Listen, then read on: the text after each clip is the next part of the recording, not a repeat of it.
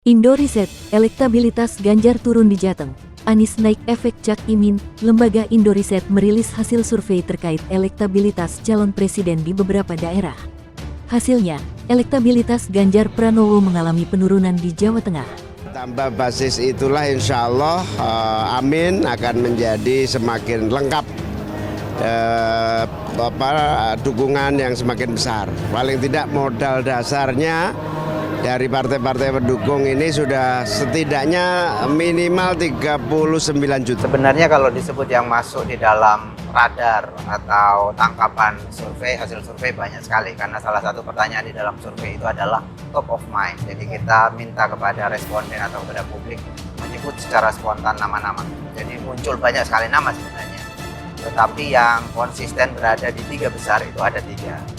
Ganjar Pranowo, Prabowo Subianto, dan Anies Baswedan.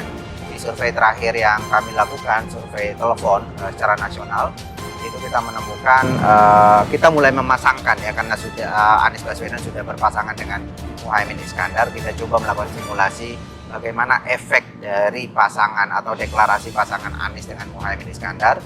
Kita lakukan survei 3 hari setelah deklarasi Anies Muhaimin di Surabaya.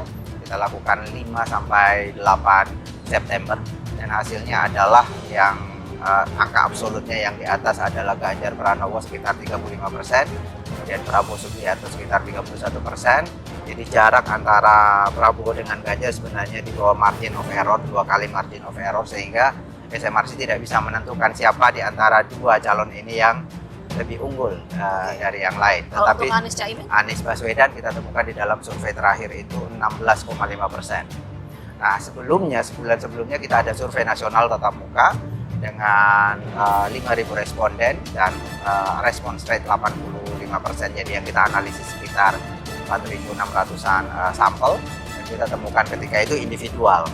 Ganjar sekitar sama dengan yang tadi sekitar 35%, Prabowo 33%, dan Anies ketika itu 20,4%. Jadi dalam ilmu sains itu harus ada logiknya, walaupun kadang-kadang ada anomali namanya.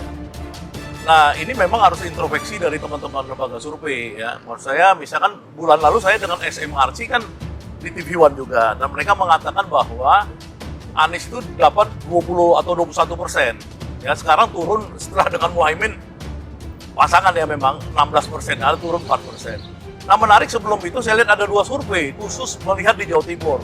Karena Jawa Timur ini basis utamanya PKB ya, yang Cak Imin ini 4,1 juta perolehan suaranya kemarin, dan Prabowo cuma 2,1 juta, artinya hampir 2 kali lipat suara Prabowo Muhaimin ini di Jawa Timur. Jadi kemudian ada survei yang satu melihat bahwa terjadi peningkatan suara Prabowo 6% setelah Muhaimin meninggalkan Prabowo. Nah, logiknya di mana kan gitu ya. Yang kedua, ada survei lainnya yang mengatakan terdapat kenaikan 8%. Penurunan 8% Prabowo, dan kemudian pindah 4%-nya ke Anies Baswedan, 4%-nya tidak diketahui pindah kemana ya. Nah, maksud saya itu survei-survei itu harus logik ya. Apakah kemudian setelah 3 hari atau 5 hari disurvei setelah Muhaimin dan PKB eksodus keluar dari Prabowo, terus Prabowo bisa naik gitu loh. Ini kan ridiculous ya dalam bahasa Inggrisnya gitu. Jadi bukan saya saya cuma pengen teman-teman di lembaga survei introspeksi.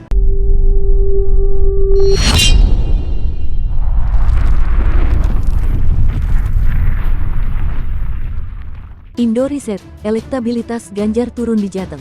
Anies naik efek Cak Imin. Lembaga Indo Riset merilis hasil survei terkait elektabilitas calon presiden di beberapa daerah. Hasilnya, elektabilitas Ganjar Pranowo mengalami penurunan di Jawa Tengah dan Yogyakarta, sementara Anies Baswedan mengalami kenaikan imbas deklarasi Cawapres Muhaimin Iskandar atau Cak Imin. Survei yang dilakukan pada 11-18 September tahun 2023 ini menggunakan metode multi-stage random sampling. Sampel dipilih secara acak, mempertimbangkan proporsi antara jumlah penduduk dengan distribusi sampel per provinsi, proporsi penduduk yang tinggal di pedesaan dan perkotaan, serta proporsi jenis kelamin laki-laki dan perempuan, 50:50. Ada 1.200 sampel yang diwawancara secara tatap muka dengan menggunakan kuesioner terstruktur. Survei itu menggunakan margin of error, MO, Survei ini sebesar tanda kurang lebih 2,8% pada tingkat kepercayaan 95%. Peneliti Indo Riset Rocky Arbi mengatakan elektabilitas Anies mengalami kenaikan di Jawa Tengah dan Yogyakarta dari 8,3% menjadi 14,4%. Rocky menyebut Anies juga mengalami kenaikan di Jawa Timur, Bali dan Nusa Tenggara, Sulawesi dan Gorontalo.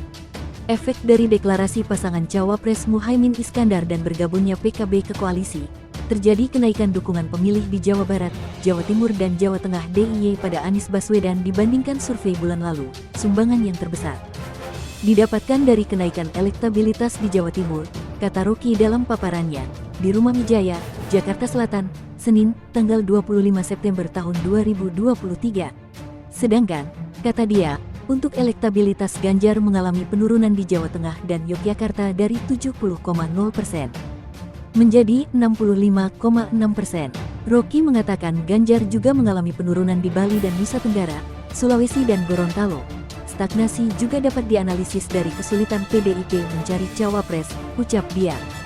Berikut tren suara Anies, Ganjar, Prabowo di beberapa daerah.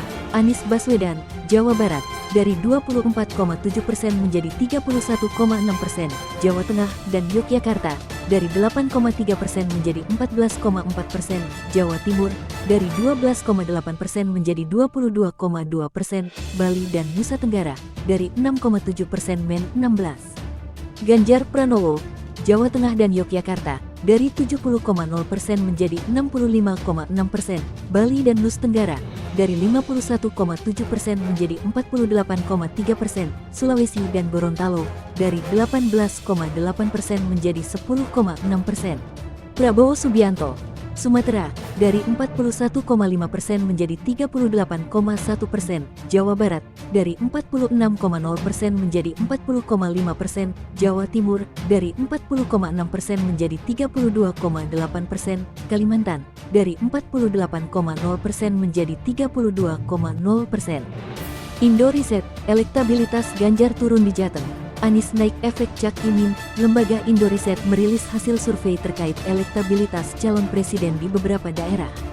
Hasilnya, elektabilitas Ganjar Pranowo mengalami penurunan di Jawa Tengah dan Yogyakarta, sementara Anies Baswedan mengalami kenaikan imbas deklarasi Cawapres Muhaimin Iskandar atau Cak Imin. Survei yang dilakukan pada 11-18 September tahun 2023 ini menggunakan metode multi-stage random sampling. Sampel dipilih secara acak, mempertimbangkan proporsi antara jumlah penduduk dengan distribusi sampel per provinsi, proporsi penduduk yang tinggal di pedesaan dan perkotaan, serta proporsi jenis kelamin laki-laki dan perempuan, 50:50. Ada 1.200 sampel yang diwawancara secara tatap muka dengan menggunakan kuesioner terstruktur. Survei itu menggunakan margin of error, MO. Survei ini sebesar tanda kurang lebih 2,8% pada tingkat kepercayaan 95%. Peneliti Indo Riset Rocky Arbi mengatakan elektabilitas Anies mengalami kenaikan di Jawa Tengah dan Yogyakarta dari 8,3% menjadi 14,4%. Rocky menyebut Anies juga mengalami kenaikan di Jawa Timur, Bali dan Nusa Tenggara, Sulawesi dan Gorontalo.